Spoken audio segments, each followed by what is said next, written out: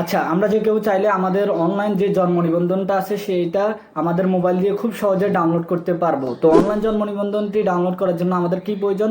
প্রথমত হচ্ছে জন্ম নিবন্ধন নাম্বার, যেটা উপরে সিরিয়াল নাম্বার থাকে, দেখবেন অনেক বড় একটা, প্রায় কত 17 ডিজিটের মনে হয়। তো ওই নাম্বারটা আর আমাদের জন্মসালটা, এই দুইটা জিনিস দিয়ে আমরা আমাদের অনলাইন জন্ম নিবন্ধনটা ডাউনলোড করতে পারবো। অর্থাৎ যাদের অনলাইন জন্ম নিবন্ধন ইতিমধ্যে করা হয়েছে, যাদেরটা অনলাইন করা হয় না তাদেরটা তো নতুন করে অনলাইন করা লাগবে। কিন্তু যাদের অনলাইন করা হয়েছে তারা চাইলে যে কোনো টাইমে মোবাইল থেকে যে কোনো জায়গা থেকে শুধুমাত্র জন্ম নিবন্ধন নাম্বার এবং জন্মসালটা দিয়ে অনলাইন জন্ম নিবন্ধন ডাউনলোড করতে পারবো। তো কীভাবে ডাউনলোড করবো চলুন দেখিয়ে দিই।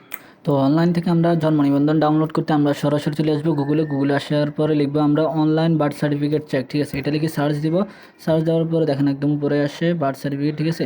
তো এখানে বার্থ সার্টিফিকেট ভেরিফিকেশন, এখানে আমরা ঢুকবো। তো ঢোকার পরে দেখেন এখানে দুইটা জিনিস চাইছে, যেটা বললাম রেজিস্ট্রেশন নাম্বার অর্থাৎ তো সিরিয়াল নাম্বারটা, আর এখানে ডেট অফ বার্থ। এরপর এখানে একটা ক্যাপচার দিছে, নাম্বারটা যোগ থাকবে, কোনো সময় বিয়োগ থাকবে, যেটাই থাকুক করি আপনারা এখানে দিই সার্চ বাটনে দিয়ে আসবে। তো আমি দেখেন আপনাদেরকে দিয়ে দেখাচ্ছি।